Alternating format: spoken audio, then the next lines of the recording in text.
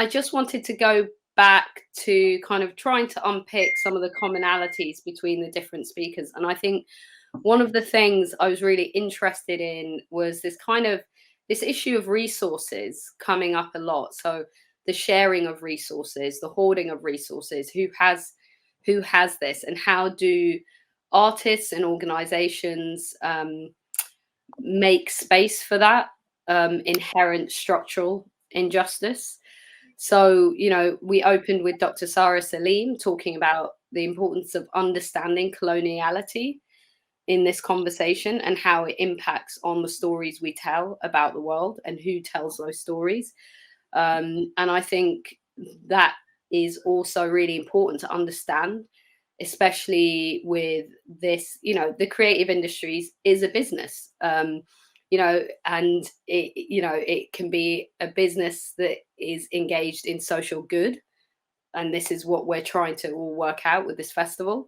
But it can also be very complicated to do that work if the right people are not in the room, as Thimali and Louis beautifully pointed out with COP.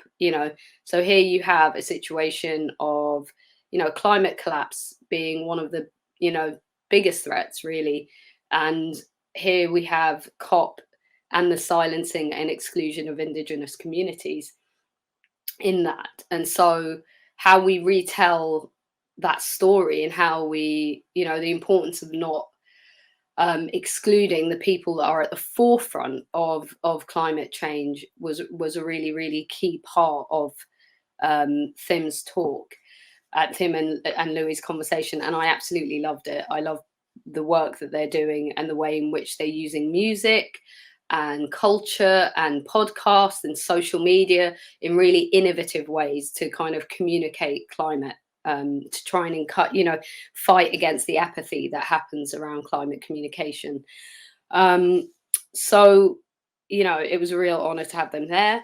We then heard from Itijet, which is a wonderful arts organization based in Syria. They work out of Lebanon, but they work all over the Arab region. And I think what was really fascinating was this kind of, how do we do this work in crisis? How do we? It was really interesting hearing them structure the work that they do for social change and some of the challenges of working with really highly stressed communities, that Rana described. How do you work in these urgent moments of crisis and do good work?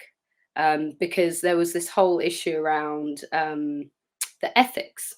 So the ethics of doing what ethics do you need to be aware of when you are going into communities to do an artistic intervention. And I thought that was wonderfully put, about thinking really deeply about this and thinking about how you structure that conversation. And we had a lovely Chloe said, the bit where we were talking about, well, what, for us, how we all start our co-creative work and practice. And it came down to very human kind of needs, making a cup of tea, eating biscuits, so I feel like that was wonderful to center it in that way. And I think we, it really, really moved on really nicely to the centering of nature in Zana and Joy Gregory's work. It was that conversation on the natural environment and the way that these amazing women use nature and plants as a starting point for co-creation. So can you co-create with nature?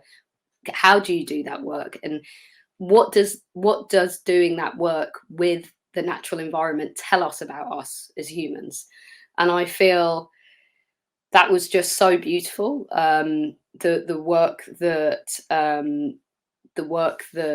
they're doing to connect up to the natural environment as a route. It's like making your way back to yourself as a human, and therefore understanding that this is like the real key aspect of doing some of this co-creative change.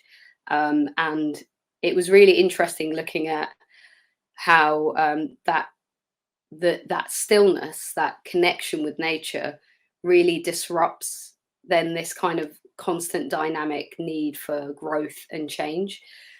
So how do the two things sit next to each other? I was really, really fascinated by Zana's concept of stillness being a real key part of the work that she does, and the fact that art in the Ndibli tribe is it's every day. It's like they live art, they breathe art. There's no separation between making work and the way they live their lives. And I felt that that was this concept of doing, which we heard about in Rana, the Itijet session with Rana and Joya and Chloe.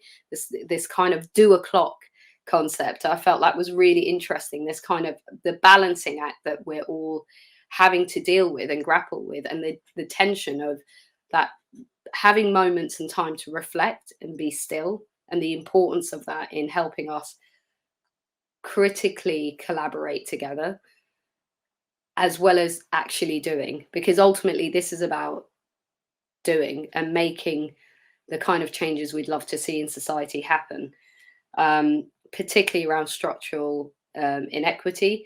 And we ended the day really beautifully with hearing about some of the fantastic work of Ennis and her colleague Romina and Gaston. We heard from quite a few people working across South America and working particularly in Argentina around the role of dance and creativity, and particularly that engagement with the body, and how uplifting it is for as a route of social change for certain communities that are really marginalized. And you know, Romina said something really powerful about silence not being an option. So how a lot of the work that she does with her body and with dance and choreography was really about making more visible some of these structural inequities that impact on their lives. And when we're talking about structural inequities, we're thinking here about the lack of infrastructure, just lack of basic infrastructure in her neighborhood that she was referencing. You know, from, you know, lack of proper, you know, sewage work, you know, pipes, and just basic common infrastructure, and how that impacts on how people view her and her community, and the role of their body in actually making that more visible. And I thought that was really, really powerful, because all of this really comes down to that kind of stuff about, you know, some of the challenges of working across the world.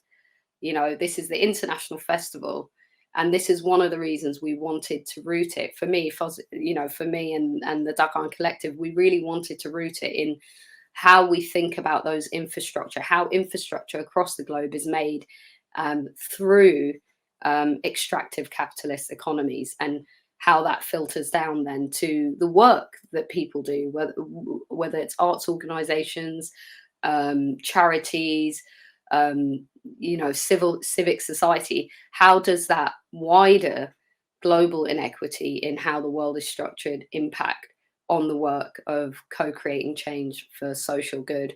And so I really hope that's the one takeaway for me, that people really understand that there's links between that high structured level and the more kind of intimate, you know, bodily, the way we move around spaces. And that is it, I think. Someone, I think it was Dan, that made the point, bring the person, not just the organization. So I'd really like to kind of think about that and end on that note. Really, we are all in it together. You know, we're all trying to work through this thing, but I think we have to bring our personhood and that care to the way in which we do this work.